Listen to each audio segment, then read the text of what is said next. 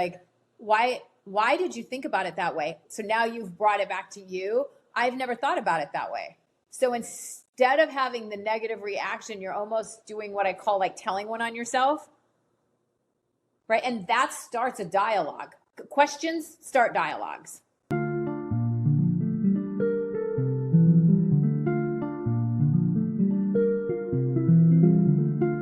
Welcome to Lunch with Leaders, the podcast where we explore what it takes to lead, thrive, and create lasting impact. I'm Adaeze, a TEDx speaker, leadership strategist, and the founder of African Women in STEM. Each episode features insightful conversations with innovators, trailblazers, and leaders from around the world who are transforming cultures, redefining leadership, and shaping the future of work. Together, we'll share the stories, strategies, and mindsets that will empower women in STEM to amplify their visibility, influence, and impact. So if you're ready to lead boldly, amplify your voice, and help influence what leadership looks like for women in STEM, hit follow, share this podcast, and join us every week for impactful conversations, powerful stories, and practical strategies. Hello. Welcome back. So our guest today is DeeDee Fisher.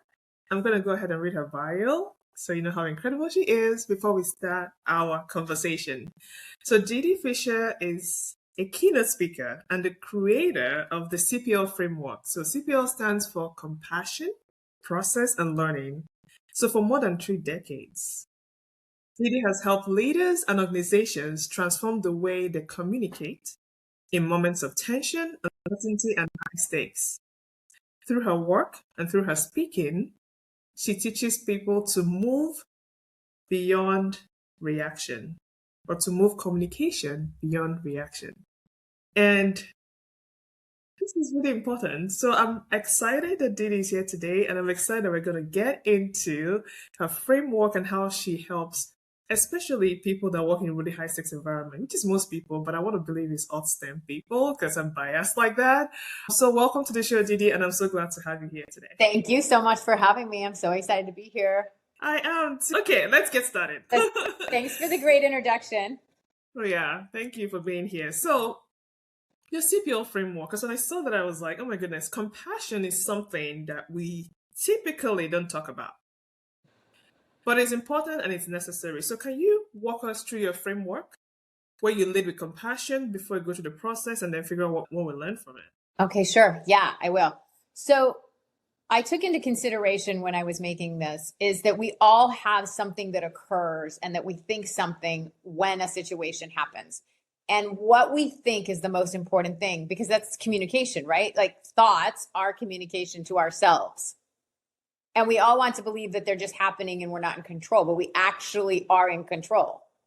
So the moment of something happens and then you say something about it, that's the moment that you get to hold and say, okay, I'm not going to say that about the situation. It doesn't have to be true because the thing that your mind makes up and says to you isn't true either, right? Mm-hmm.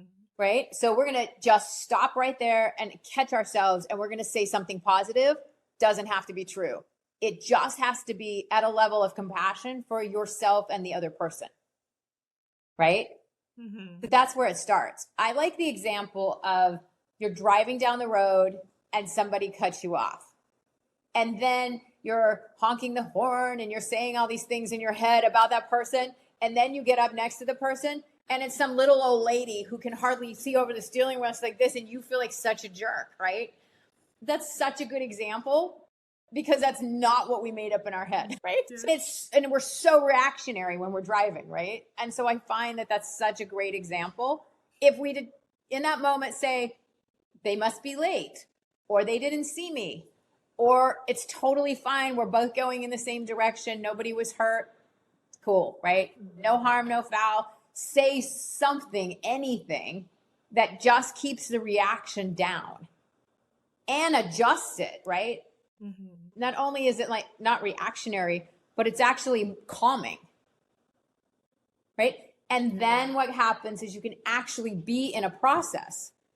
So if your dialogue, like in that example, then you just continue on your way and you drive into nothing. Mm-hmm. And what are you learning? well, I don't know, like what's happening outside the car, what's happening inside the car. Maybe you're listening to the radio, but because you didn't react, you get to do these other things. Because once we're in reaction, that's it. Like it's like a snowball, right? It can ruin your whole day. Then you go to work and you talk about it. It becomes the whole story of your day.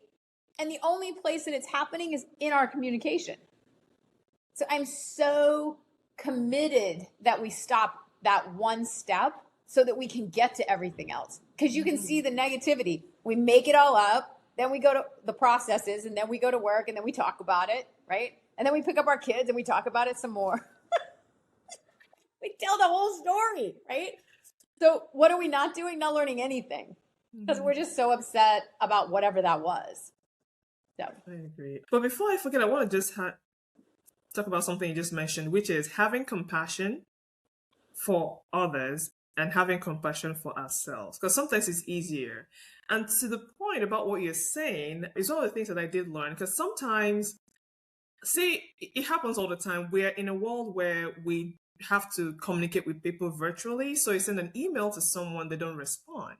And already you're making up the stories. And to your point, you tell your husband, you tell your spouse, you tell your partner, you tell your sister and your brother and your mom and your friends about this person that didn't respond to this email, and you make up all the stories. yeah. Come to find out months later, the person was probably sick in the hospital, and now you feel so bad and you wasted all that energy. So sometimes you can learn from that and say, okay, I'm going to give other people grace and compassion. But I also like that you mentioned compassion for ourselves, because we don't give ourselves any grace or compassion. And also because part of that reason, to your point, is when you said, tell yourself something positive, even if it's not true. Because if you really think about it, the stories that we make up are because we don't give ourselves compassion. We're already thinking there's something about us that is making the other person act in a certain way. And some of the times that we tell the stories over and over again is just to try to cover up whatever we're feeling inside. It doesn't work. It never really works. So I appreciate this so much.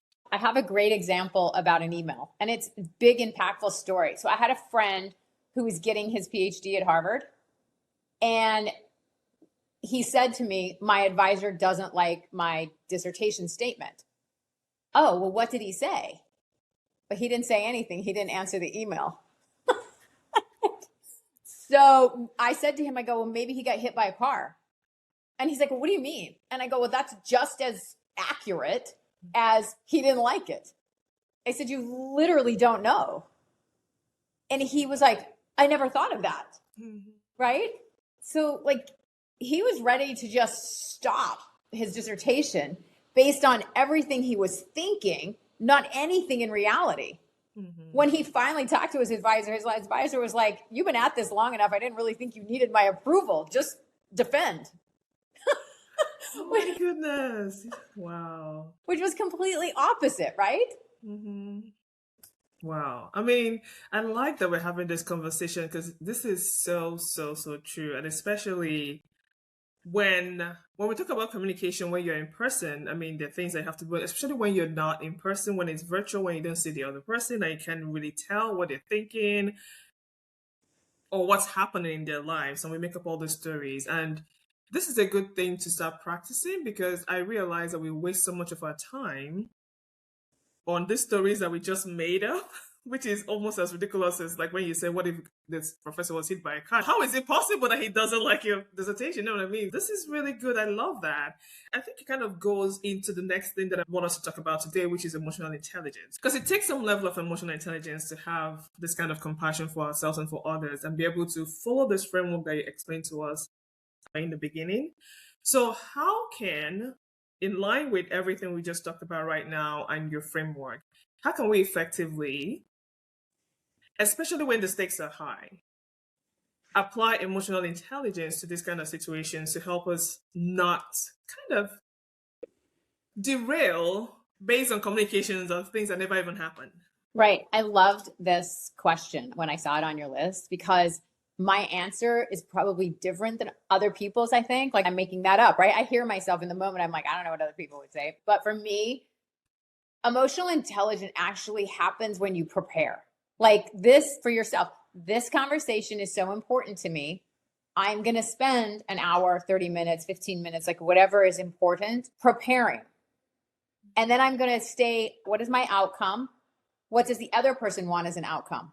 How can I work to get us both what we need or want? I mean, even if it's a sales conversation, the other person obviously already wants what you're selling if you're in that type of meeting. So I want to sell this, they want to buy it. How can I prepare so that we're both getting what we need? And how about in that example, part of the preparation is, what can I say that's emotionally intelligent and inclusive, which is compassion, right? I am so glad we're having this meeting. I love our product, and I'm glad you see that it will provide you value. Right? It's just a whole different way of stopping and letting, I think, life happen to us instead of us directing life and getting it to a place where, like, I'm in control of all of it, the thoughts, the actions, the outcome.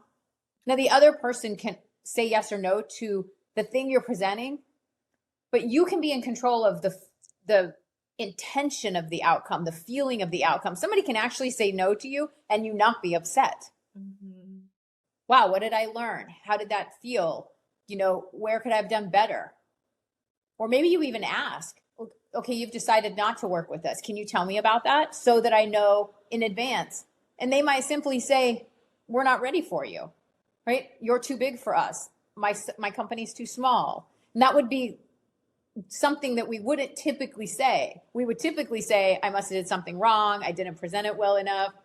I didn't make them understand, else how could they possibly say no? Well, those are just our POV, right? A little tiny dot of where we're standing. But they have a whole world over there inside of them and behind them and in their company, right? Wow. Okay, first of all, I love that. This is the reason why I like having these conversations, because it is true, but we don't think about it. I mean, I've thought about emotional intelligence and all of that, but the act of preparing being the fundamental thing with emotional intelligence is something that I haven't really actively thought about.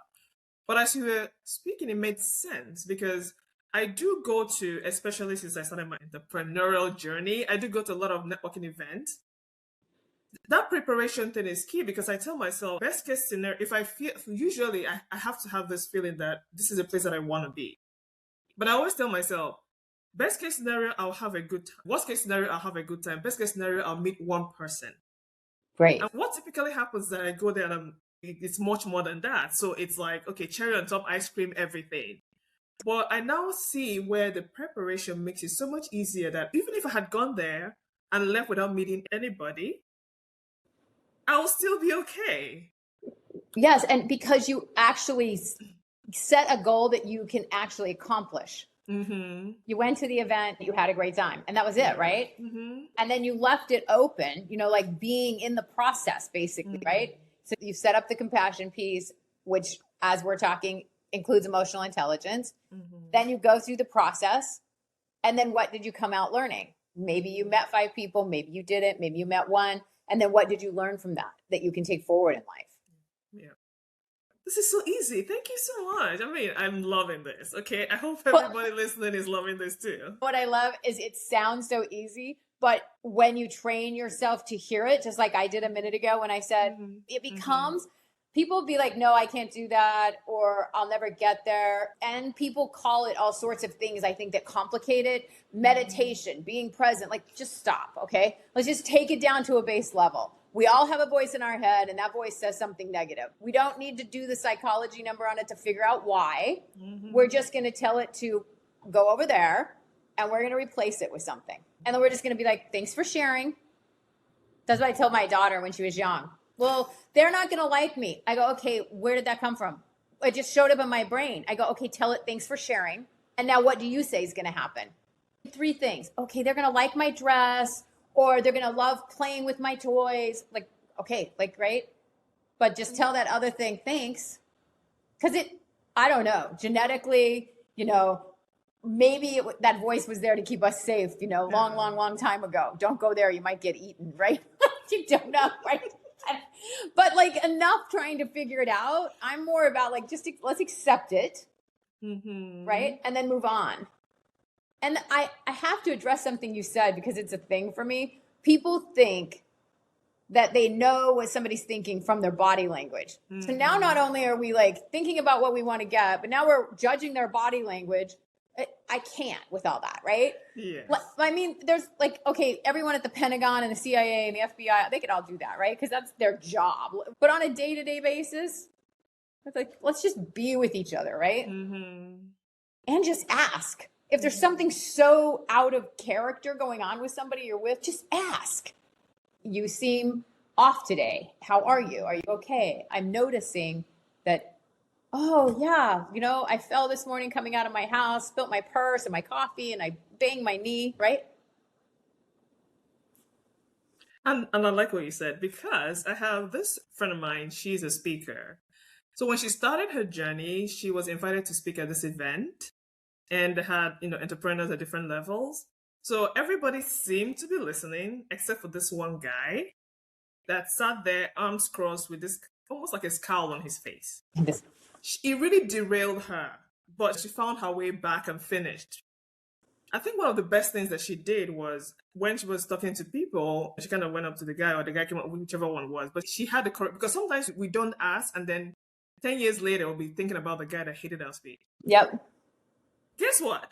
Of everybody there, he probably was the one that was paying the most attention, but he was thinking of how he was going to apply that to his business. So that was his thinking face. Yes, but that's not what she was making up, right? That was his thinking face. And to your point, that is so true. Again, yeah. Because sometimes we feel that when we see people, we know what they're thinking. We don't know. Yep. Because sometimes when I'm thinking, I kind of almost like I blank out. And I can see through you, but I'm not seeing you. Yep. Exactly. Like you're so lost in your own thoughts, right? You're having a whole conversation with yourself about the other person, right? That's the process piece. Stay in the process enough that you can actually ask questions, right? And I give people tools that, I always say, forget speech 101 in college. I think we need to all take PR 101, because everybody wants to know, like, how does Oprah or any interviewer from the news station get people to talk? It's super simple. Who, what, when, where, why, how. And you just stay in it, right? And you let the answers build to the next question.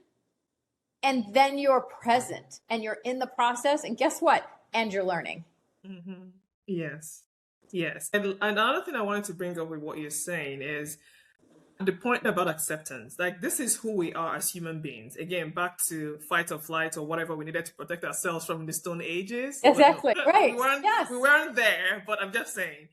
But I remember one of the things that I heard from a therapist was like, let your feelings, just don't stop anything, right? Let it happen. So if all the thoughts are happening in your head, to your point, let all the thoughts happen, and they say, thank you very much, go sit over there. Or just let it, because sometimes it's going to come and it's just going to flow through you. So when we stop resisting, in a sense, it just makes it so much easier. But I think the resistance comes when we feel that we need to understand this and explain it and make sense of it, and then we dwell on it so much. Well, and much time and money has been spent on attempting to make it stop. Oh, a lot. Right. Like, how about no? Like, it just exists. It just is. And between you and I've literally had executives tell me, they'd be like, well, I say, why didn't you do that? Because, and then they give me these terrible, awful reasons that they're saying to themselves, about how they can't do it. And I go, who on your team would you let talk to you like that? Nobody. Of course not. It's like 6'2" guy. And he's like, nobody. And I'm like, then you need to basically tell it to, FUCK off, like out the door. And he's like, oh, I can do that, right? Because it's a tough statement, right? Not just go away or thank you, but like, just tell it whatever you need to, communicate at it, whatever level it communicates with you. And his was harsh. So for him, he needed to communicate harsh back to it to get it to stop. I love that. So saying that, because people are going to be listening and thinking, okay, why, thank you, DeeDee. You can do it. I can't. Like what they're saying, right? But, so how do I really move beyond this reactive patterns, which we have kind of been almost set in, and respond differently? Especially to your point, you talked about leaders, and you talked about the fact that even though they're in this position, and they wouldn't let people talk to them like that. It's unfortunate that we talk to ourselves the way we'll never let anyone do. So how can we move beyond reacting the way we normally do and respond differently, like, you've already showed us to? I think that the magic lies in replacing the reaction with questions. And I say to people, like, come up with one of that list, the who, what, when, where, why, how, and whatever one like really feels the most important to you, and it comes quickly and easily, have that be what you replace that voice with. So when that voice, like if my voice said something to me about you, instead of listening to that voice, I would say, how did you come up with that? Like, I love how and why. Like those are my go-to, like quick, I go to those. How did you come up with that? Why did you come up with that? I had never thought about it that way. And you'll find that there is one of those questions that actually really works for you. And when you do that, like the person's doing something that you have a reaction to, the minute you make it a question, it takes away all its power. And then if you can add an I statement, like, why did you think about it that way? So now you've brought it back to you. I've never thought about it that way. So instead of having the negative reaction, you're almost doing what I call like telling one on yourself, right? And that starts a dialogue. Questions start dialogues. Reaction and statements stop dialogue. Mm-hmm. I agree. And we're going to pause here to get a message from our sponsors. Okay. All right, so we're going to continue. All right, so basically, what you're saying here is that we need to take ownership of whatever actions or reactions or responses that we have. Now, how can we, I'm going to say this because someone is thinking right now, okay, this is all great, but because I haven't been practicing, like you said, rehearsing, like you said, and it's all new to me, I'm going to go back to my same office where there was a fire on the mountain yesterday, and the fire is still burning today. Right. How can I play this out in real time if I don't have the benefit of having enough time to practice to a point where it becomes natural? Right. So, for example, let's say that yesterday was a terrible day at the office and big blow up. Everybody's upset over whatever project's not working. Go in the morning, call everybody in for a meeting, and own it. Mm-hmm. I am your leader, right? I am the person that wants this team to be amazing. And I did not like the outcome of yesterday. Tell one on yourself as a leader. I felt terrible. Like, I want to make this an amazing place for you to work. I want you to come to work. I want you to love what we do. And since I'm the leader, I'm going to take responsibility that my direction didn't produce that yesterday. Even if that voice inside your head is still blaming, Joe for whatever. No, just be responsible because there's power in it. And there's no power in blame. If you're giving somebody else all the power by laying blame, you can't take any power. You can't take the reins back. And then start from a clean slate and ask questions. How did everybody else feel? I spent some time last night thinking about it, and this is how I felt. And I would love to hear how you guys thought about the meeting, where you thought we failed, why we couldn't come to resolution with this project, and how we can get there. So now you've made yesterday terrible meeting inclusive. Right? And you might be surprised. Maybe somebody else would be like, well, I liked that we blew it all up because I didn't like the direction we were going. I didn't think it was functional. And then now you're really learning, right?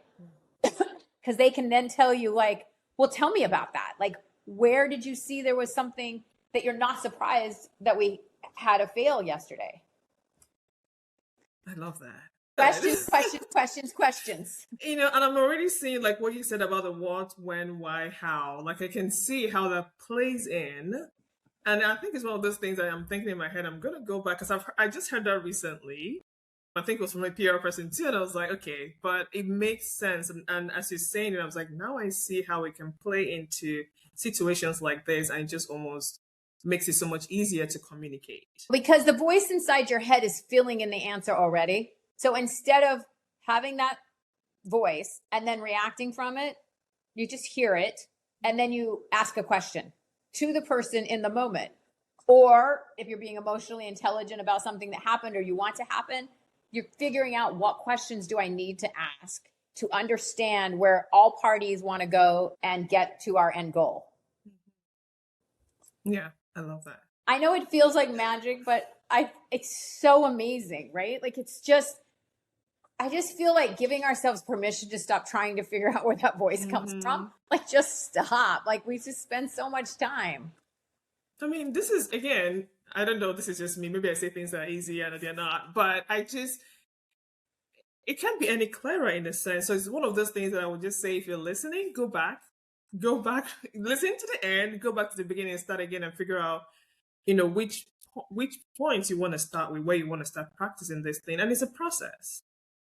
But I think the way you laid out, DeeDee, is not going to take us 20 years to figure it out.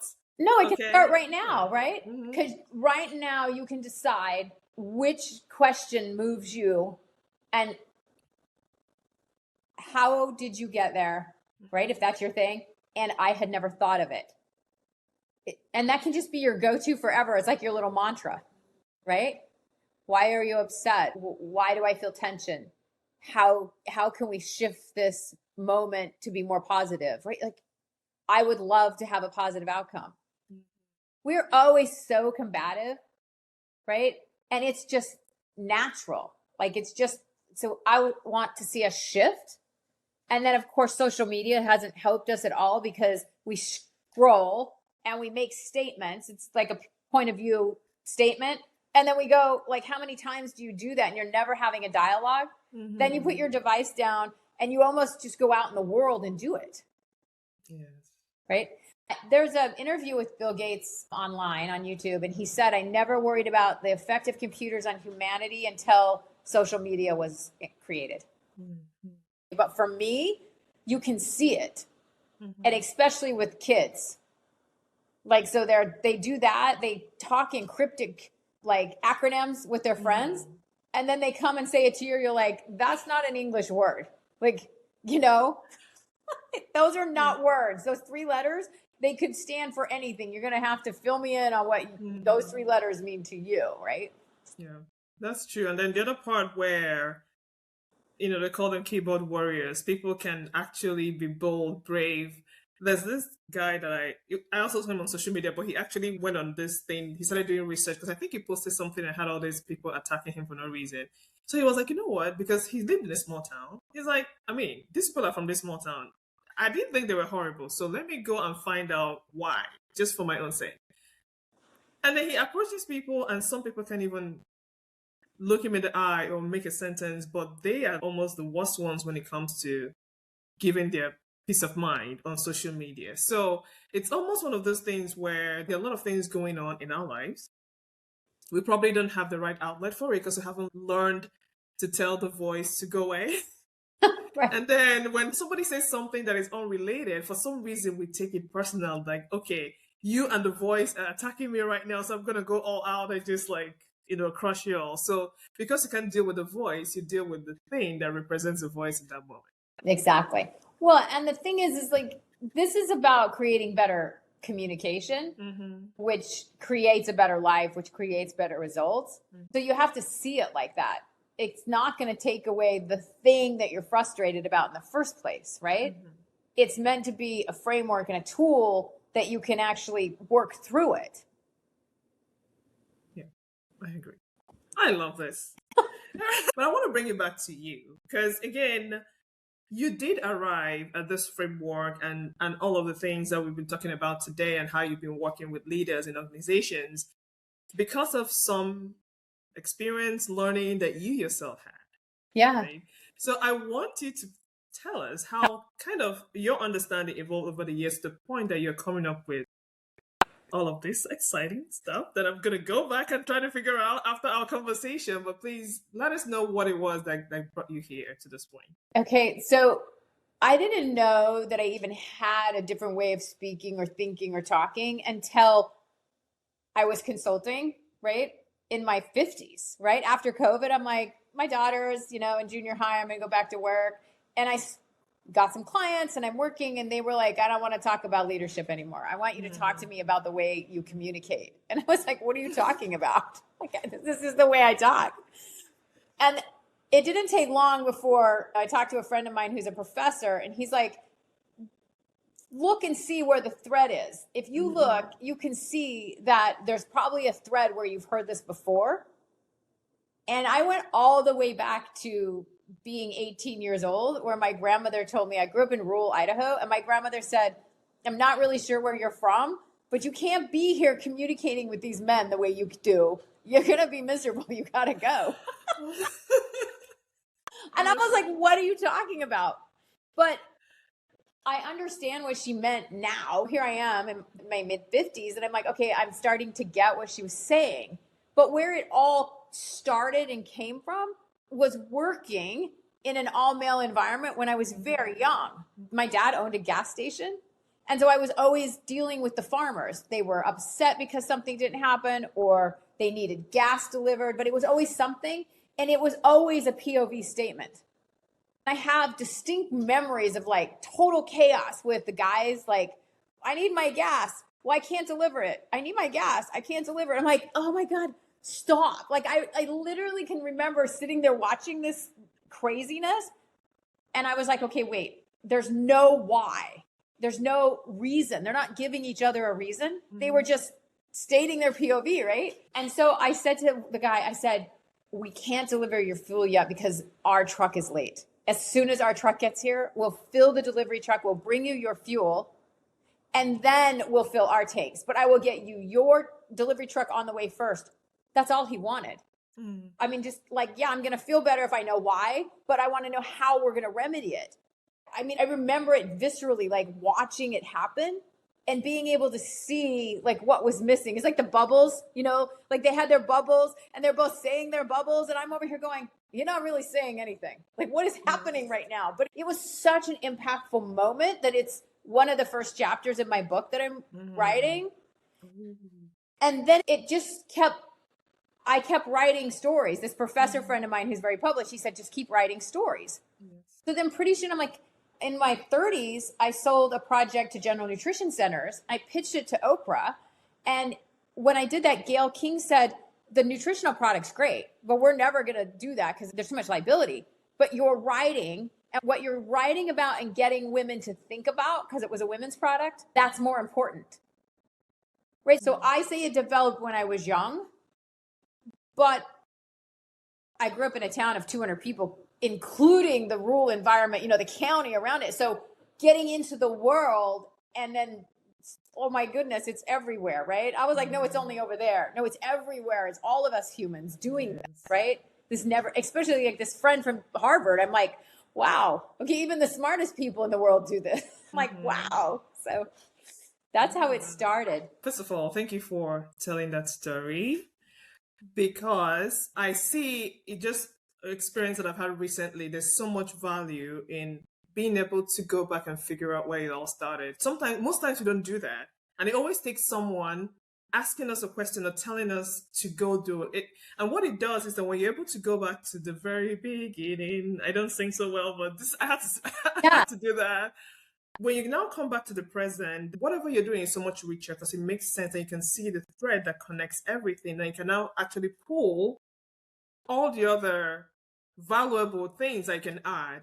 And I'm excited you're writing a book, okay? You saw me clapping. I cannot wait to read your book. And definitely we're going to talk about it when that time comes, because I think everybody should read it. Just listening to you, I know everybody should read it. Thank you. But thank you for sharing that. Well, and like it was a girlfriend I was working with she's a senior vice president for a big company in HR. And she said, you need to figure out how to put this together. Mm-hmm. And so I'm like, okay, she's been doing this forever and she's saying I have something, right? So how can I package it? And so how do I take what's in my head, make it valuable for other people and give them something they could use? Mm-hmm. And that's the real work began for me, right? Like I had to ask a lot of people who said all these things to me. What are you seeing? Like, it was like the who, what, when, where, why, like, tell me, like, so I can do something with it. Yes. Ooh, I love that. And then that's how, I mean, like interviewing everybody is like how I came up with the framework. Because for me, I'm over here being me. And the people are like, can I have some of that? But it's so true because I'm going to be talking to someone next week, and I focus a lot on relationships and relationship building. And, part of what I teach is kind of like, I believe so much in figuring out knowing who you are, like self-awareness and moving from there. Because the reality is that a lot of times the thing that actually makes us incredible and great are the things that we take for granted, because again, if you don't talk to people, you never know, because it's come so easy to you, so it's nothing.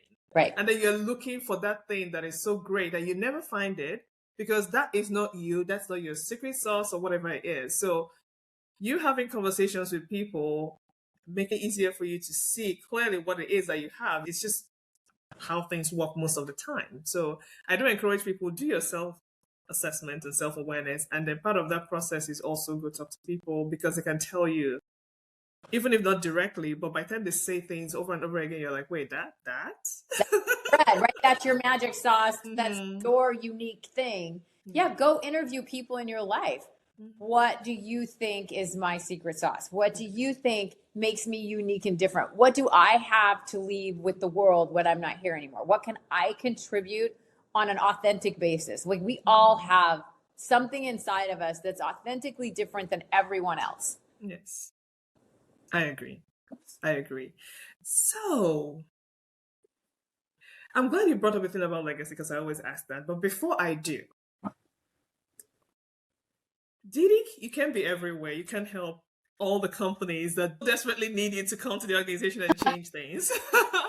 But if the leaders are listening to this podcast and listening to you talk right now, as the world of work is changing, because there's always going to be something, but right now we are where AI is the thing, and companies are trying to figure out how to not spend too much money and doing the wrong thing and catching up with everybody, and people are doing all kinds of things. Some things work, some things don't. So as they're listening to you and trying to figure out how, in the midst of all of this, because one of the things that I see lacking is sufficient or efficient or effective communication.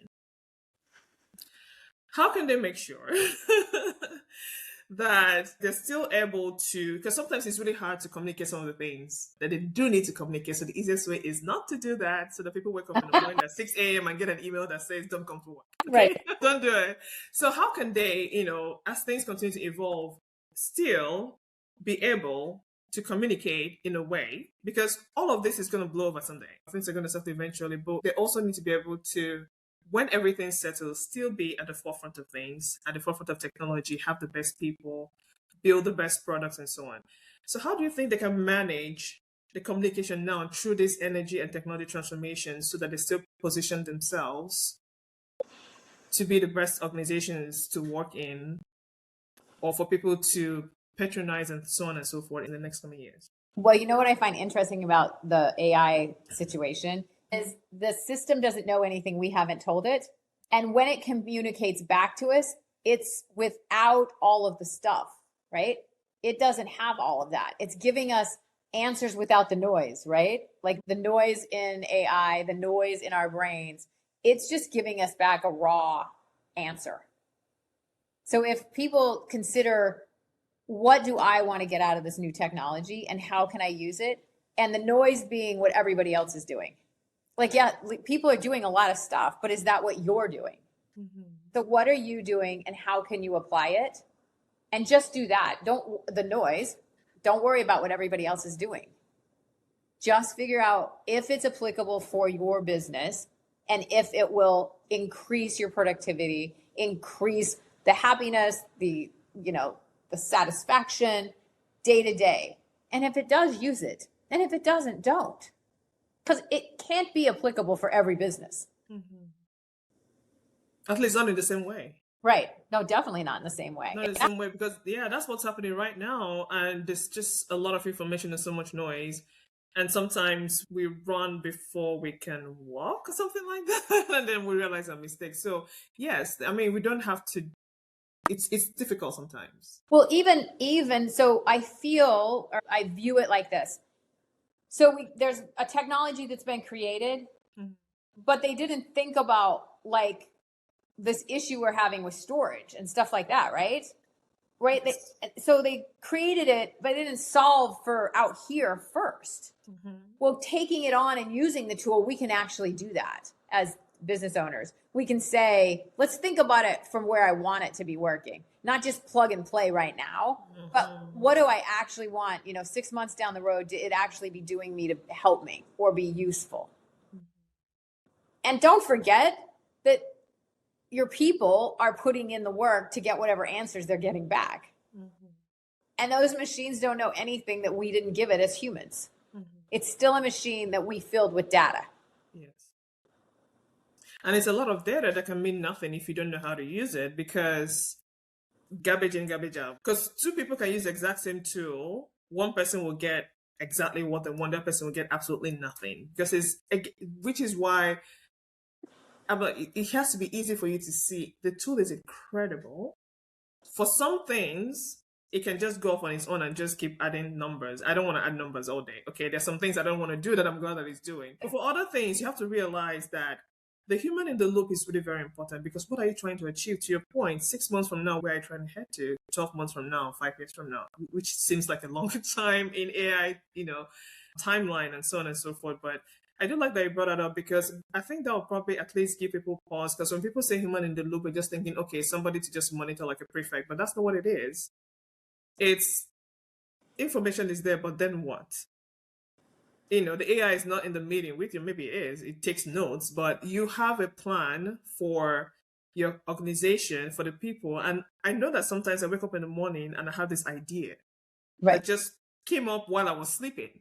Yes. Haven't had time yet to put it in the system. So you know what I mean? So there's always a need for us to take ownership, use a tool to give us the opportunity to focus on the things that really matter. Well, I have so many thoughts about this. So one of my new clients is I'm doing CCO work for a company that's working on the storage issue. And the reason I aligned myself is because it's so similar, the way they're looking at it, is to how I look at communication.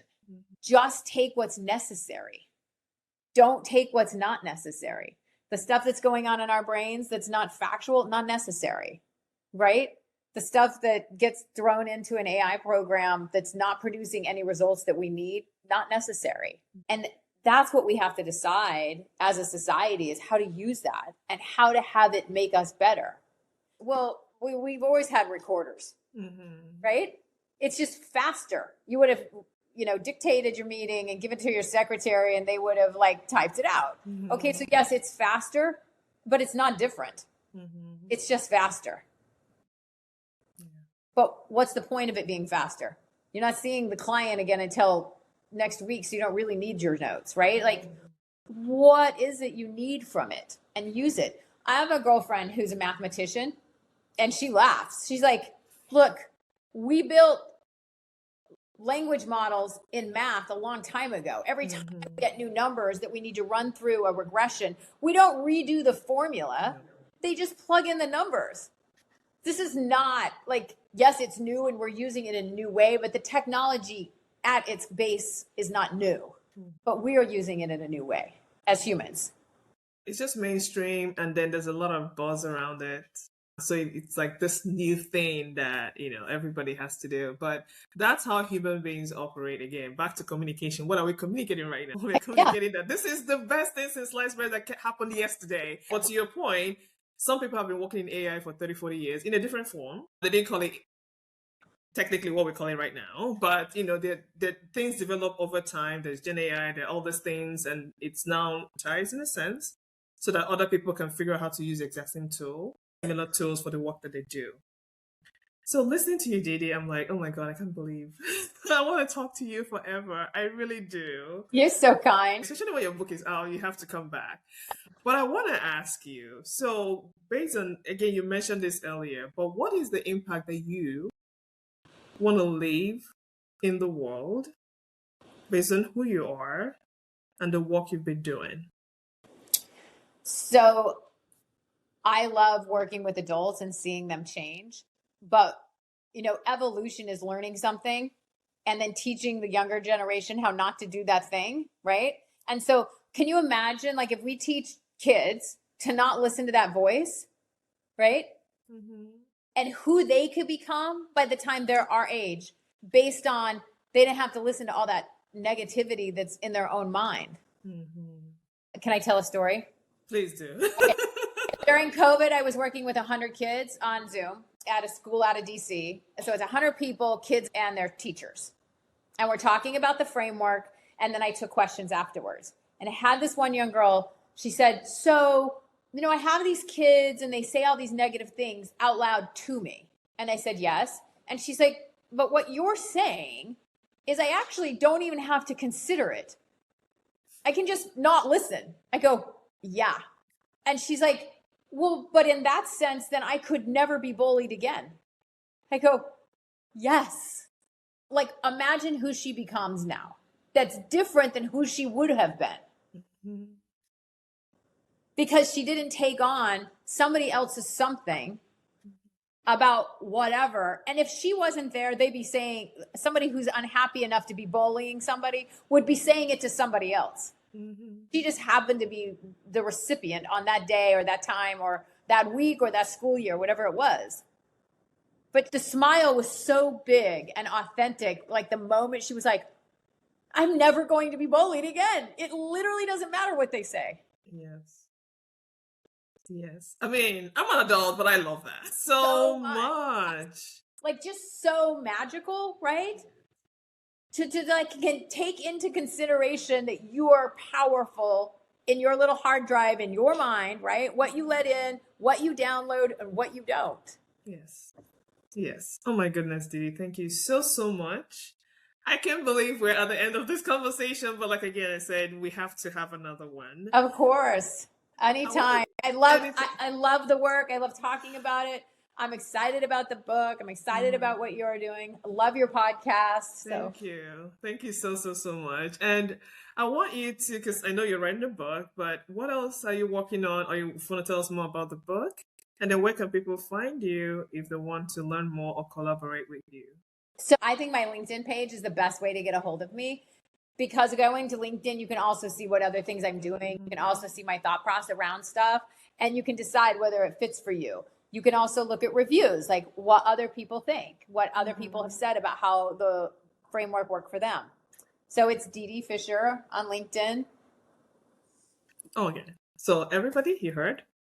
Make sure you go to LinkedIn and follow DeeDee. And I keep saying this, when people say, follow me, find out what I do, check me out, DM me, please do that. Follow me as well and tag us though to share what you have learned today. If there's anything that you appreciated or if there's anything that you now know that you didn't know before. I have a long list, okay? That would be so fun for me. I know. Ask all the questions you have, message me, ask. Because if you ask more questions and I learn more, right? Like everybody, we learn from each other. The synapses build in our brains from doing that process. I love it. So find DeeDee Fisher on LinkedIn and ask away, okay? She has given you permission to just ask all the questions and get it all answered. And maybe you might be one of the people to have this aha moment over COVID during that conversation with you. And again, one of the ways that you can support this podcast is by following us, right? Leaving us a review, and we will read out your review and call you out and shout you out in one of our future episodes. So I want to say thank you again, DeeDee, for joining me today. Thank you for inviting me. I'm so honored. And everyone, take a listen, rewind, write things down, ask DeeDee questions, do all the things, and make sure you come back next week for our next episode. Bye. Bye.